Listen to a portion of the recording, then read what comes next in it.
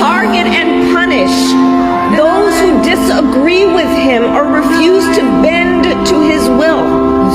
He calls these Americans the enemy within and says that he would use the American military to go after American citizens. Journalists whose stories he doesn't like. Nonpartisan election officials who refuse to cheat by finding a few extra votes for him. Judges who insist on following the law instead of following him. It is for reasons like these that General Mark Milley, the former chairman of the Joint Chiefs of Staff, Donald Trump's top general, has called Trump, and I quote, fascist to the core. He's a stone-cold liar. Refuse to work for Donald Trump. Kamala Harris was right about everything. There is a growing conversation among some Americans and former Trump supporters about whether Kamala Harris's warnings during the 2024 campaign deserve another look. Trump's approval has fallen, including among some rural and Republican voters, while concerns about the cost of living, groceries, gasoline, and the economy have become increasingly important. For voters who supported Trump because they expected lower prices and stronger economic conditions, today's reality is creating difficult questions. Grocery prices remain a major frustration, and recent polling shows Democrats gaining an advantage over Republicans on the cost of living issue. That does not mean Americans broadly agree that Harris was right about everything, but it does mean some voters are revisiting warnings they dismissed during the campaign, especially warnings about economic pressure, political division, and the consequences of Trump's policies. And now the debate is moving from campaign speeches to real-life experiences. What people are paying, what their families are facing, and whether the promises they voted for are actually being delivered. But are Trump voters really admitting Kamala Harris was right? Watch the people saying this. Everyone who didn't believe Kamala when she said if you give him power back, he's going to turn into a dictator. For everyone who didn't listen to Kamala when she said, look at his policies, they're going to make prices go up. Now you can take his word for it. Over the weekend, first he said on Friday, I couldn't care less if they raise prices. I couldn't care less. I hope they raise their prices. No, I couldn't care less. Talking about the effects of his tariffs and the inflation they'll bring. And then today, Sunday, Trump won't rule out seeking a third term in the White House. He tells NBC News there are methods for doing so. When asked to clarify, no, I'm not joking. Great. Update question mark, because the lie detector test determined that it was actually the fucking truth. All of the things that they tried to say Kamala Harris was lying about, all of the things they tried to say that black woman was lying about, and every single thing has come true. This motherfucker says that he's gonna mobilize the National Guard in 19 states.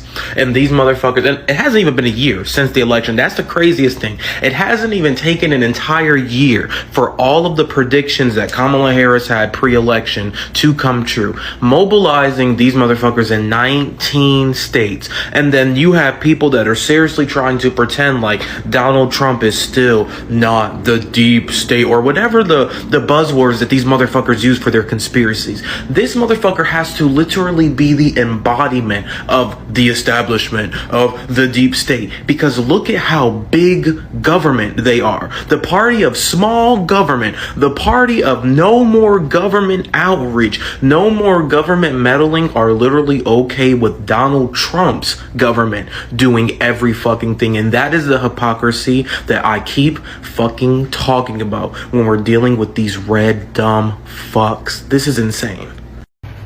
Hey, my name's Kyle. I'm a lifelong Republican from Alabama. I voted for Trump twice. I started to move away from Trump towards the end of his presidency, but I still held my nose and voted for him. Since then, he's been nothing but a disaster. Picking J.D. Vance just really solidifies my decision to vote against Trump, to vote for Democrats. I voted for Nikki Haley in the primary. And I'm going to be voting for Kamala Harris. That's the right choice for America in 2024.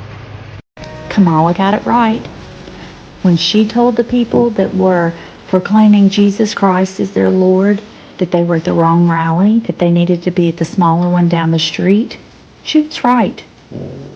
That's down the street of gold that leads to the feet of God, where we'll all be singing holy, holy, holy. Now that's going to be a small rally. It is, because there's so many people like Mama Tot that think that being a good person is what's going to get you there, and it's not. Proclaiming Jesus Christ as your Lord and Savior is the only way to the Father. So y'all, I'm afraid we've failed a lot of people. But Kamala, you keep spreading the word for us. Imagine being so fucking terrified and scared of black women that you voted for the clown car that's happening right now. Imagine feeling so fucking inferior to intelligent black women that you voted for a convicted felon. You voted for a reality TV host, a failed businessman, a bankrupted fucking asshole that is destroying our government, burning our constitution, and honestly ruining our fucking lives. You didn't care about Medicaid. You didn't care about Medicare. You don't care about veterans. You don't care about children going hungry. You wanted to feel so fucking superior because this, the color of our skin, we are fading into oblivion because the world is a fucking melting pot. You are so terrified of blackness that you voted for a failed reality television host that couldn't even operate a casino. I'm voting for Kamala Harris again. Not only in the general election because I know she's going to be on the ballot for the general election, but I'm also going to be voting for her in the primaries. Yeah, I will be making sure that she's on that general election ballot, actually. Because it's something I've been saying for a hot minute. I know for a fact Kamala Harris is more progressive than y'all try to make her out to be on the fucking internet. Like, there's no way that y'all thought Kamala Harris did not understand that the system was fucking broken. Like, the thing that really gets me is y'all thought that Kamala Harris believed in the system. That Kamala Harris did not understand that the system was fucking broken. Y'all need her to fully say that out loud? Like, my love. My love. Because Kamala Harris has recently said some statements that are shocking people. They're like, oh my God, I never knew Kamala Harris believed. Duh. We actually have been saying that she supported these things. It wasn't a surprise. Y'all just need these things to be shoved down your throat. Y'all can't go look at past voting records and connect the fucking dots. You need it shoved down your throat. And me too. I like it shoved down. Okay, anyways. Without saying a bad thing about Trump, why should the youth, why should anyone out there vote for Kamala?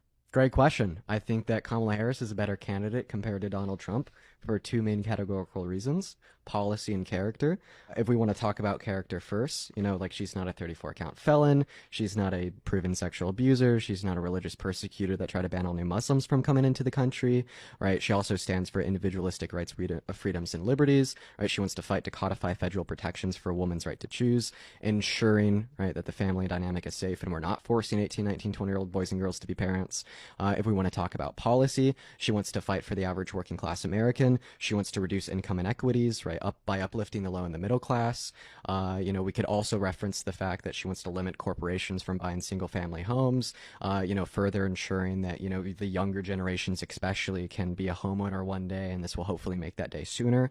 We could reference how she wants to cap the amount of that any American citizen will pay out of pocket to buy pharmaceuticals to $2,000 a year, which is just a beautiful policy, keeping more money in the pockets of those that need it the most.